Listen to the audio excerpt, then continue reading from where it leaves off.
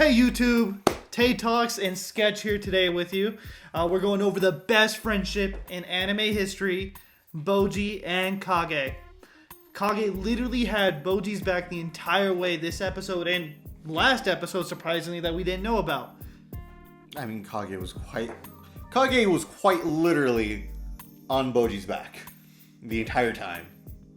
I wish I had a friend like that. I mean, I have a friend, but not one that will get on my back. I'm not going to let you carry me. Tay, I trust you. I don't trust you that much. Alright, so we're going to just start off with this clip where not the reveal happens yet, but something suspicious happens and the audience gets on the little know and has their guess about what's going on.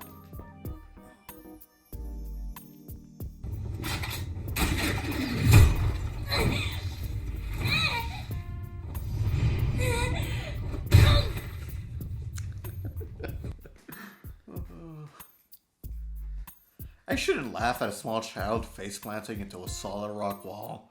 Something about that clip just makes me laugh. Alright, well, back to the clip at hand. So as you saw, out of nowhere from his backpack, a crossbow pulls out and shoots. Unless he got some magical backpack that protects him, we obviously are suspicious about what is going on. Mm-hmm. And then you see the face plant. Small child just splat. Right, and then Bojji falls down, and then in the next scene, Bojji finally finds out who's been his guardian angel, who's been watching his back without him knowing, who's brought his backpack back after it got stolen. The Among man, the myth, the legend, Kage.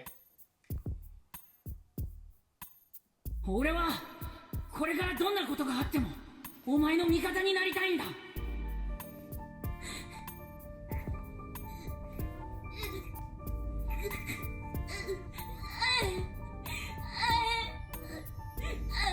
あ、そうだ。影だよ。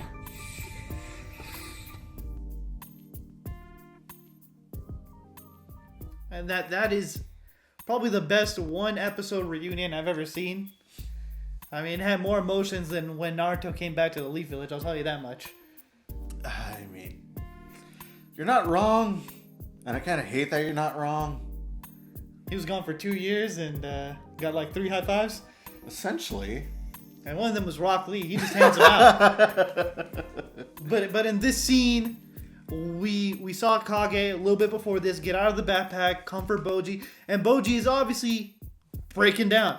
You know, this man is literally his only friend, his first friend, not even his only, his first real friend that he can speak to without having to sign, that can understand him as a person.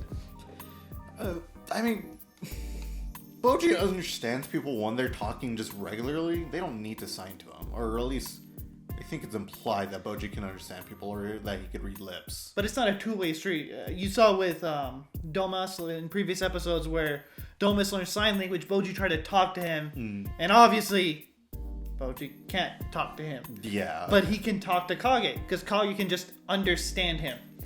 Okay, yeah, I see what you're getting at. Right? So it's like a two-way street where finally Bojji can express himself in a more than just hand-wavy way. Yeah. I'm no offense to sign language, but I meant in the literal sense without waving his hands. The entire ADL community is going to pike you now. Congratulations, Tay. I mean, if that's if they heard me. Alright, let's next clip. Oh, boy. 男同士の再会だ。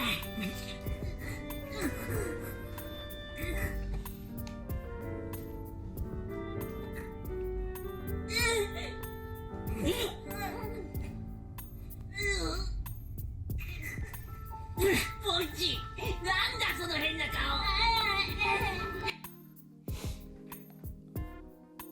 And that clip was perfect. That was a perfect clip. Yeah, I mean, it's very...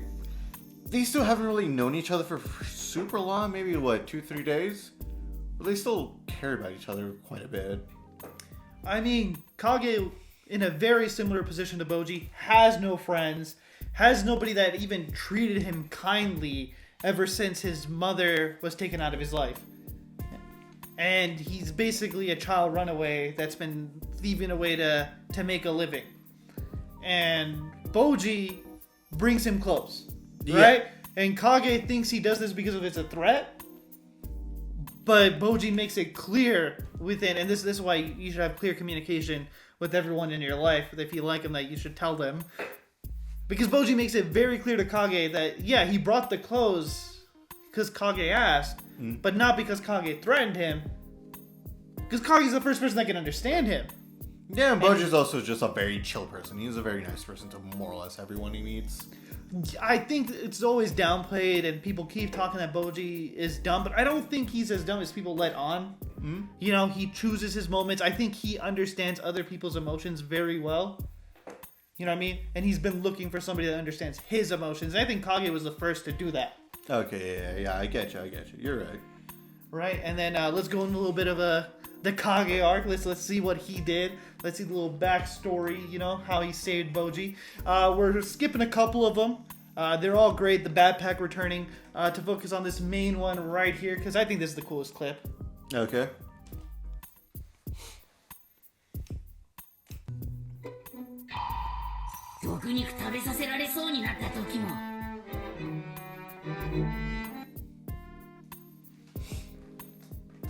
Okay, so here we see Kage throw the knives to save Bojji, or to stop Bojji from eating the poisoned meat.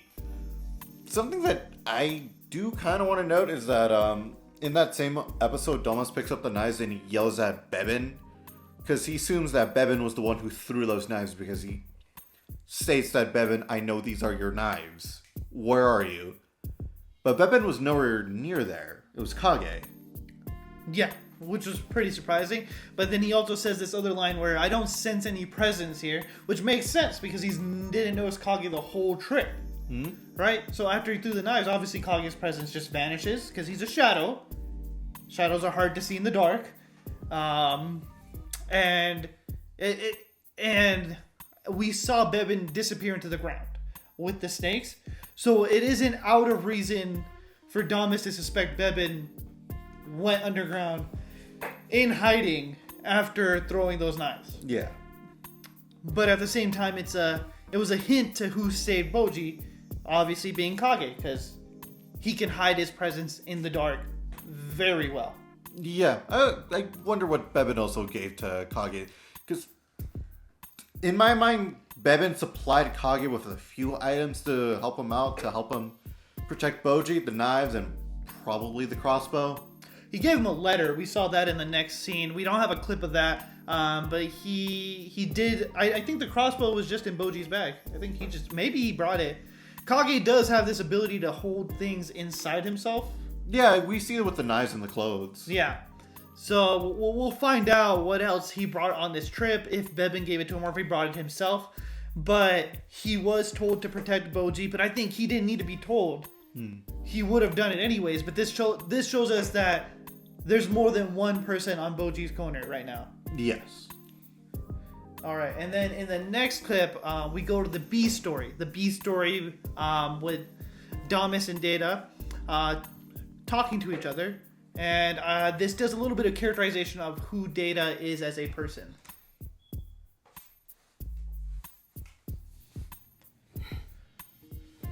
Bojji 様では荷が重すぎるかと。そして僭越ながらダイダ様こそ王の器。そうか。私の方がふさわしいか。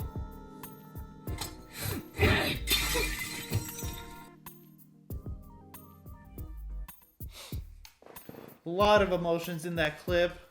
So I would like to point something out is that Data got very angry at Domas for voting against Bojji when Bojji was his pupil, essentially voting against his brother, but Data also ordered the assassination of the two knights who voted against him.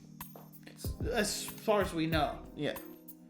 Or it could have been the mirror, now that I think about it. Right? We don't exactly know who the... we know who voted against Data and how they reacted. but I think he wanted Damas to vote against him because it would be reasonable for a master to trust his student, and just like he expected Bebin to vote for him. So I don't think he planned the assassinations, in my current opinion. He might have, and we'll find out later how the vote went, who ordered the assassination. But it seems very strange because he gets very mad, and there's only two ways to take it. Either he's trying to emotionally manipulate Domas to do the assassination, or he's Genuinely angry that his brother's teacher didn't vote for his brother. Yeah. Because in the fight, we saw Bojji has a talent. Yeah, he's able to essentially dodge any hit that comes towards him. But it just seems like Domas doesn't see that skill set as a useful skill set in the way that he fights. He's a very closed-minded character right now, with things should be done the way they're done. My way is the way of the knight, the way of the order. And it's very clear in his character that he wants to do things the correct way, and the correct way being the way that's it's always been done, or the way it is being done. Not necessarily correct as in right. Yeah, and he's also very, very eager to please Data at this point. It does seem like it. It does seem, but it might just be his duty. Yeah. I don't think he would ever go against that. Alright, so in the next clip, we're going back to why Kage is the best of best friends. Right? This is what makes him great. おい布の帽子だけどよ、やっぱお前にはこれがないとな。あいや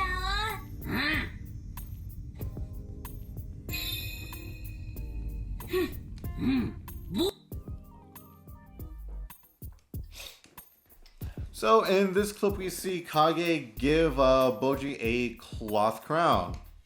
Crown? Yeah. Crown. Yes. I mispronounced it the first time, okay? So Kage gave him the crown, which is amazing because we haven't seen. Funny story. Kage disappears. Bojji's crown disappears.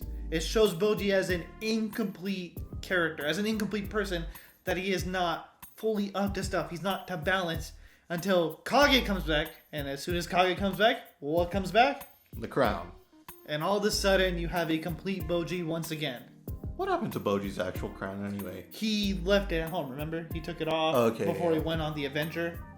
My memory is not great, but yeah. Well, unless I'm wrong and it got stolen. It might have gotten stolen. But I think more than likely he left it at home because we don't see him sleeping with it and we don't see it in any of the scenes. Okay. So I remember him leaving it at home and then going off to the adventure. But that clearly, Kage is more than just your regular 2-day friend. This man has learned what makes Bojji Bojji. He found the parts that Bojji was like. He makes Bojji whole. They're not. They are individually complete people themselves, but together they are their best selves. Right. So now we're gonna go back to the B plot, and we're seeing Data be convinced by the mirror to change who he is as a person. Right? Because the mirror has been convincing him since the last episode to become more powerful because the mirror convinced him to be king and to take certain steps to become the number 1 king, or the rank 1 king. Yes, or at least in power's term, it's saying that it can grant Data the same power as his dad, who was the most powerful. Right? And the question is how does the mirror have this ability? What is going to happen? And in this clip, we get to see a little bit of the underbelly of the kingdom. 鏡、お前は一体何者なんだ？あなたのお父上と苦楽を共にした盟友とでも申しておきましょうか。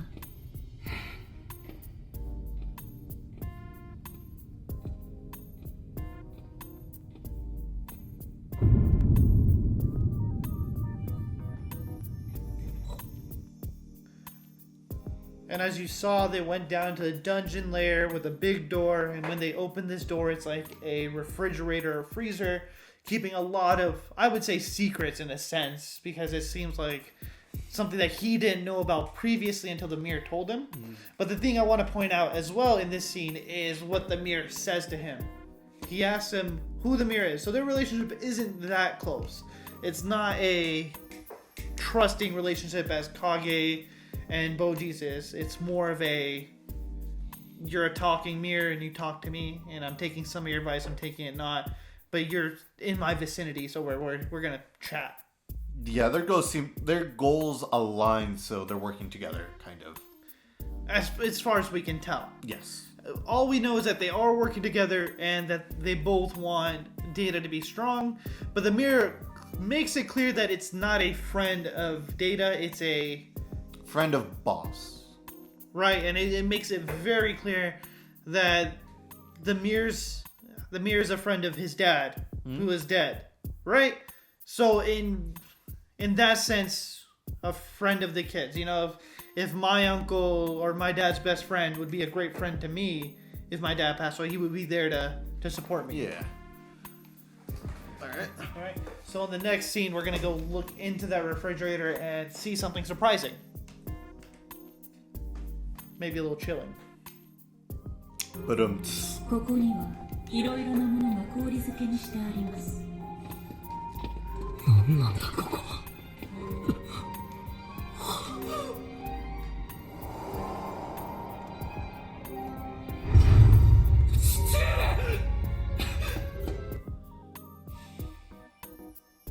Can't believe you hit me with a pun and followed it up with a clip immediately after. So I can't even respond.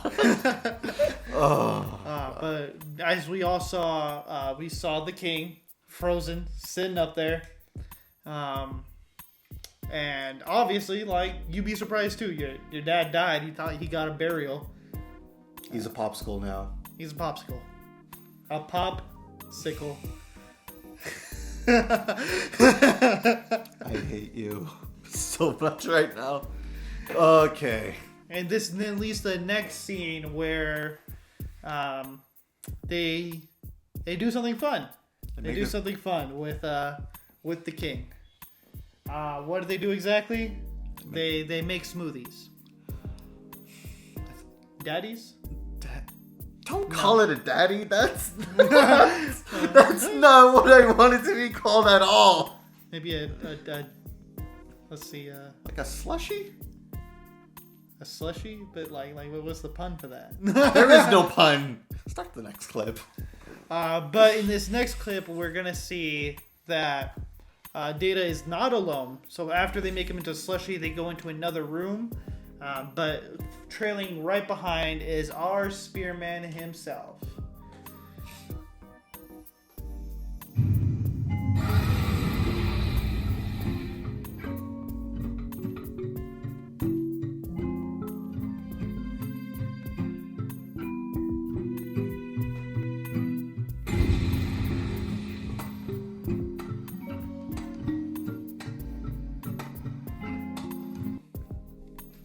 And in that scene, the spearman, I think it's from his perspective, is having a flashback of the first time he went into the freezer.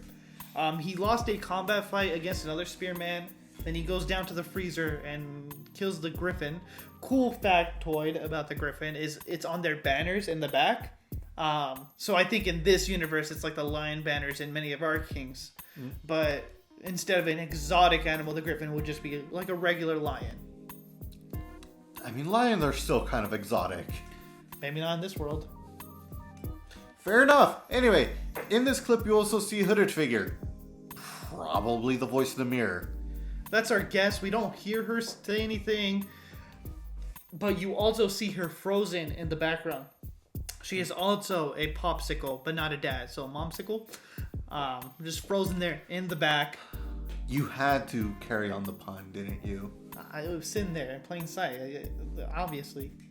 But the spearman is trailing behind. He doesn't make an appearance anywhere in this episode with our cast, but we do see him looming in the background. Right? And in this next scene, They took the liquid, they poured it into a metal pot, they bring it up to a reflective, magnifying sun. They heat it up cauldron. They heat it up with a lamp mirror, with a bunch of mirrors that focus all the sun's rays into one singular point. Which is very strange way to do it, because like I don't think it's mirrors. I think they're magnifiers, but then they reflect like mirrors. So I'm very surprised that it gets hotter. Apparently, coal was just too mainstream. Coal was made way too mainstream. You had to go with the fancy underground light mirror. But did it look cool? Definitely. 10 out of 10. Would do again.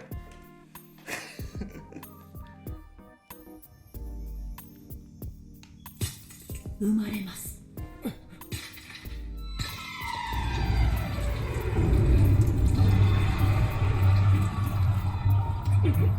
気色の悪い。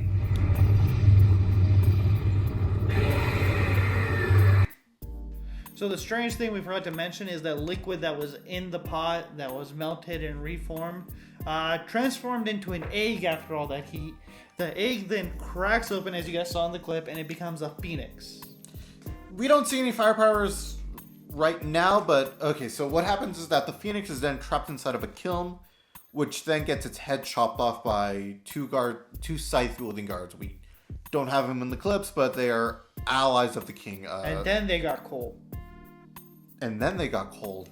And burnt the body of the phoenix. Anyway, it... I guess they did have it, so... It is mentioned to have a gem of resurrection inside the ashes. Very suspicious for why it's going to bring data power. But she does call it a resurrection gem. Maybe to resurrect the power within... Both? From both within Data? Yeah, she did say the elixir would only work with him. Yes, or someone with the bloodline of King Bojji. Right, but let's go ahead and watch this next clip where we see, our homeboy Data step up, as much as everyone can hate him for trying to kill Bojji. I mean, that is a very despicable act, and, kind of acting like a jerk in episode 1 and 2. But at the same time, he doesn't seem to outwardly hate Bojji. He was upset when Domas voted against him. But I think the mirror had an influence on why Bojji had to be assassinated. Yes. Because the mirror said, well, we don't want a civil war. Mm-hmm. Right? Because there's going to be people that side with Bojji and people that side with you as the rightful king. We don't want our country to get split. So I'm thinking the mirror convinced him to do the assassination attempt. And that he considered it a noble sacrifice. Yes, in order for there to be no contest for the crown. Seems very similar to Vinland Saga's kind of kingly stories. Funny way to put it. Mm-hmm. But let's go ahead and go into the clip where our boy Data gets the drink.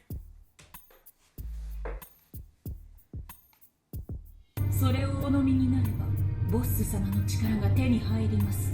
世界最強の力も。さあ、ダイダ様。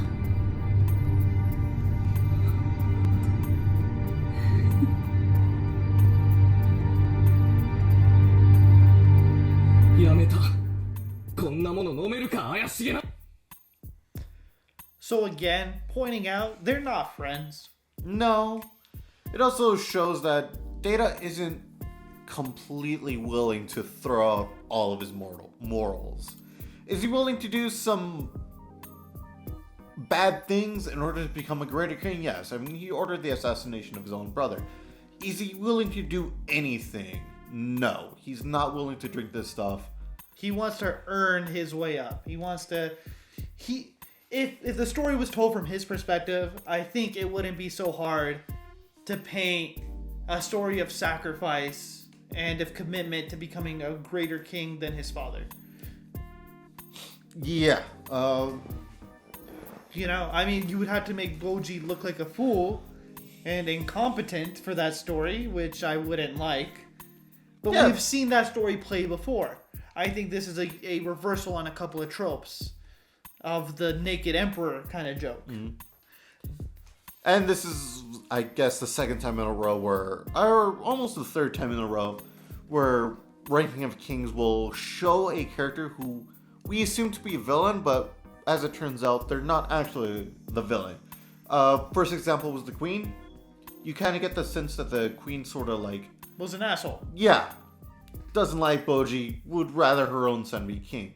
But then we get it's shown later that the Queen actually does care very much for Bojji. Just doesn't want Bojji want to become king because, you know... He's Bojji. He's Bojji. the man is mute and deaf. Not a great king to do those qualities. And tiny. And tiny. Very tiny. And in this world, to be fair, you do have to be strong to get a high ranking. Yes. We don't know if these rankings affect your kingdom in any way, but it would seem like the higher your rank, the less likely anyone is willing to come in and get you, come and attack you, because it would cost too much. Yeah. I guess second example of this, for this whole villain, not actually the villain thing, would be Bebin, I guess. And Damas. And Damas. It really paints these characters having their own goals, their own story beats, and that they're not... Oh, Kage was actually the first. You know, Kage yeah. I guess to be fair, Kage did rob Bojji. It seems like every character in this story except for Bojji has come in seeming like an antagonist and then leaving... A friend. Or not a villain. Or not a villain, I guess would be better. Right? Not Deadpool either, not an anti-hero, but just a person with their own goals, with their own story beats that we get to follow. Yeah. Right? And then I just want to show this kick-ass scene, you know, Data. And then this actually, before the scene starts, it's funny that he was scared of the Phoenix, right? Mm-hmm. And then he does this scene coming up, but these two guys took down the Phoenix. Now, I'm not saying this is like a power scaling thing. I think it's story beats are story beats, you know? But this I find interesting that he wails on the two guys that took down the Phoenix that he got, like, he flinched to. Yeah.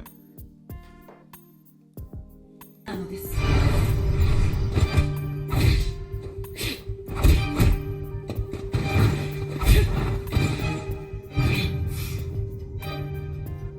俺を舐めるなよ。 Like I said, wails on them. So maybe he just flinched because he was reacting at the Phoenix coming at him. It's not like he had a giant stick to stop it. Yeah. It's still a giant Phoenix. Yeah. To be fair, it was also a very freaky sight. You saw an egg being born of a weird pot in your dad's blood. Yeah. I think the blood was on the side, but yes. It was a very bizarre situation, okay? Yeah, and then they put it all into an elixir and told you to drink it. Yeah. Anyway, so Data absolutely wails the two scythe guys, and then he throws the potion to the ground. He refuses to take it. Yeah, he like spills it on the ground. You think he got out of the situation. The mirror obviously is foiled. Mm. Hopefully it's foiled, right? For now, we don't know if it has anything else. If it will do anything from this point on. After this, we return to our main plot. Kage and Bojji go down into the hole before they have to escape some poison gas. They don't quite make it out of the gas. They're knocked out from it. But they don't die from it. They get picked up by two armored figures who take them further down into the pit. And then we cut into this other scene where Damas is coming back and Hokuro Eventually we'll remember his name. Eventually. Hokuro has a unique name. Spoiler. We will not remember his name. I have looked it up 5 times at this point. But Damas walks past Hokuro and he asks, "Where's Prince Bojji?" You know, he says hi to Damas and he's like, "Where's Prince Bojji?" And Damas is like, "He's gone." Yeah. He's gone. He's not here, bruv. He's gone. Yeah. And he's like, "What do you mean gone?" Gone. And he's like, "Gone." And like, obviously suspicious. Yeah. This is the knight of the strongest king. The number one knight of the strongest king. You're just telling me Bojji disappeared and you got no injuries? Yeah, he put two together real fast. Right? And then he asked him, like, well, what'd you do to him? And he said, I followed my orders. I followed my orders, right? And that's what we're going to see in this clip right here. どうマスターもういないと言ってるだろういないって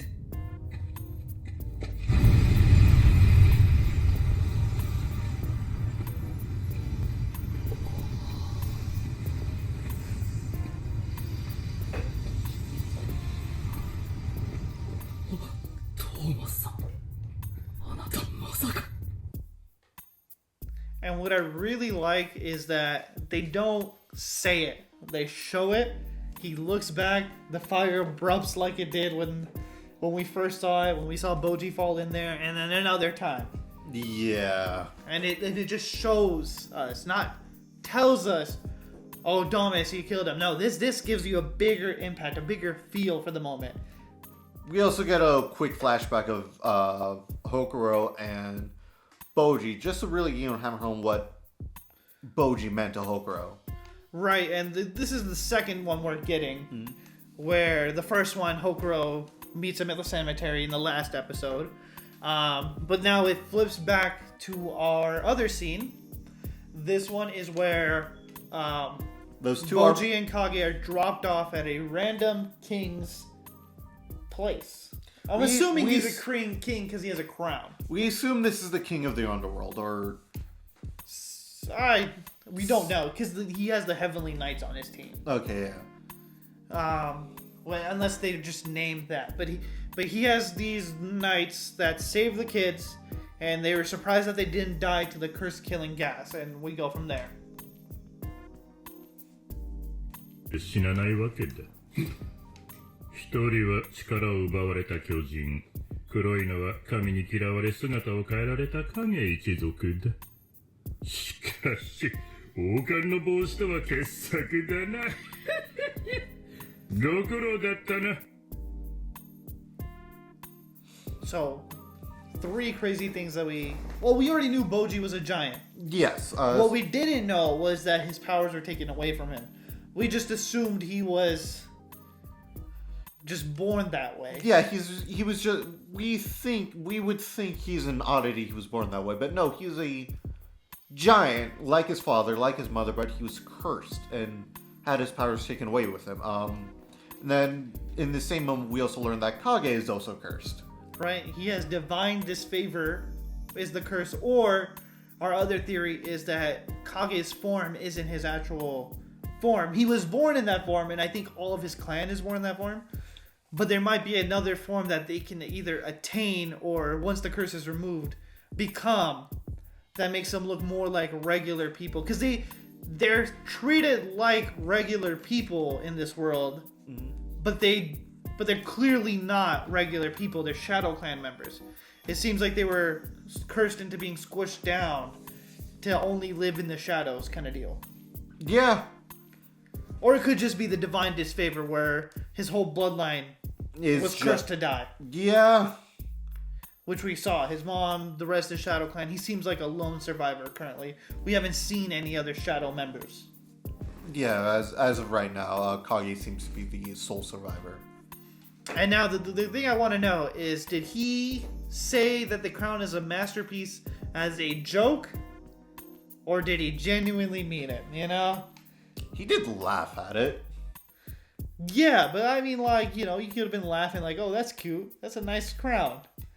Or he's laughing at it because he knows who Bojji is. Yeah, he knows who Bojji. He even says, like, oh, so you're the son of Boss. But, like, he might just be laughing at the fact that Bojji's crown is Literally made of cloth right now. Yeah.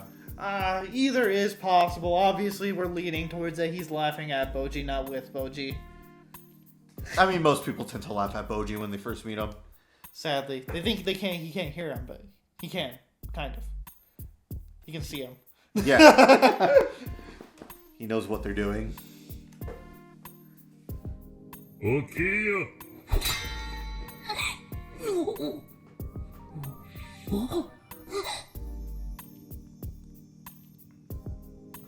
へえ、お前、ボスの息子か。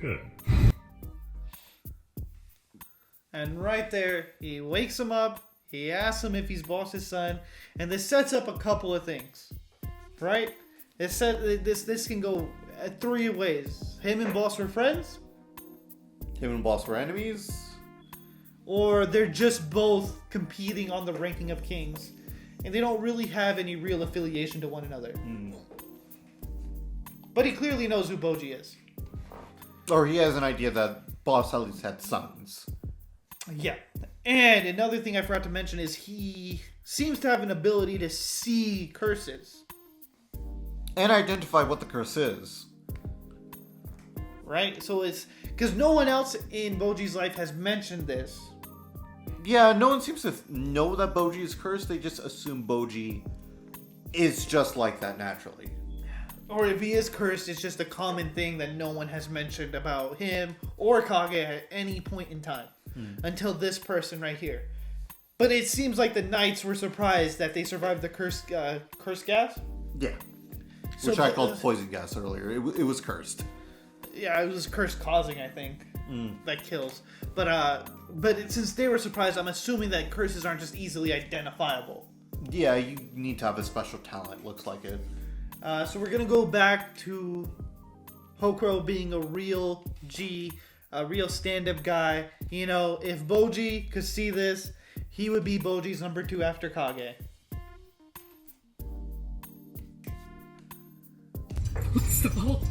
そうだ。この手で。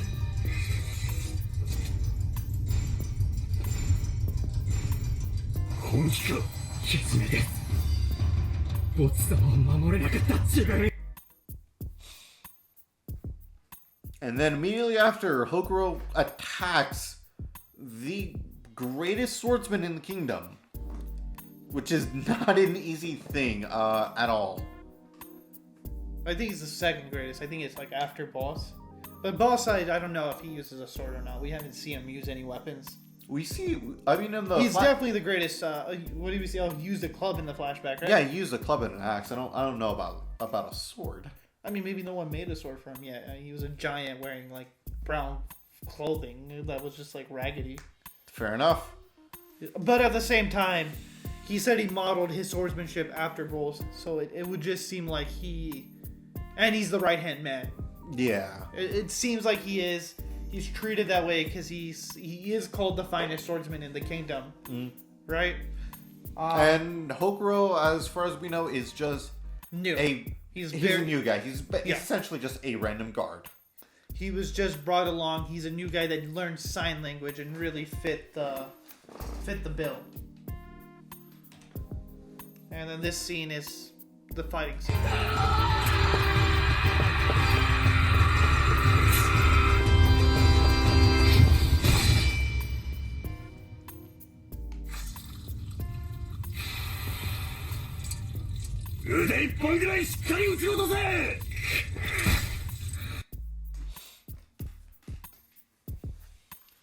So, after this, we get a few exchanges of blows, and Domas just knocks out Hokuro with the backside of his sword. He doesn't kill him.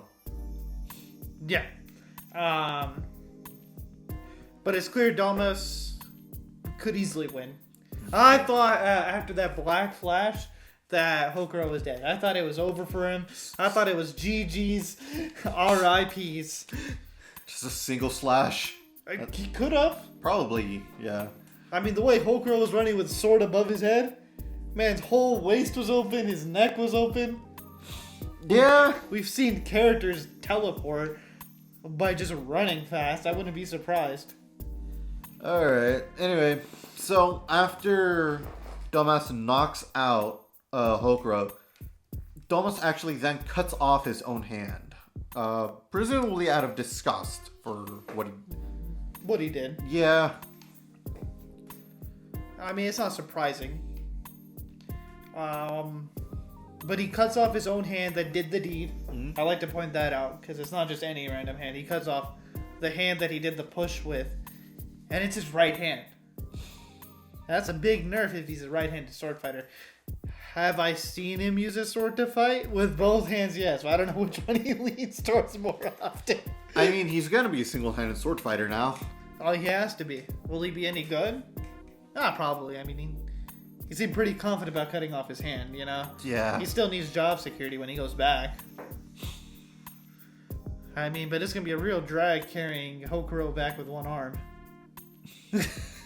But Hokuro did find a place for them to sleep, so, you know, just tie it up. On the floor? No, because he, right. Yeah, he told him to go get a stay. Yeah. Gonna be a real confused innkeeper. Yeah. Literally a one-handed man walks in with the Waiting guy. with Hokuro. Hey, so what was the room he was in again? 203 down the hall, make a left. Up the stairs. Up the stairs. Fun fact about hotel rooms: the first number, or the first 2 digits of the number, usually refers to the floor. So like 703 is 7th floor, 3rd room. 1304, 13th floor, 4th room. Been to a lot of hotels. I have not. I'll be honest, I've been to a few. Only one of them was tall enough to have the 13th floor removed from the elevator buttons. Oh yeah, 13 floors don't exist in most hotels. They're very auspicious? Suspicious? Suspicious? No, it's No. the thing where you're Superstitious. superstitious. Yeah, we got all the stitches in there. All of them except for the right one. Anyway. Alright, so it was a great episode, as you guys could saw. What was the name again? It was... I didn't write it down. I told you. Intertwined Conspiracies, I think. Yeah. So You told me not to write it down because you swore you wouldn't forget. I said I would have remembered. Oh my god. Thanks for sticking with us this whole time. Please subscribe. Have a good day. Alright.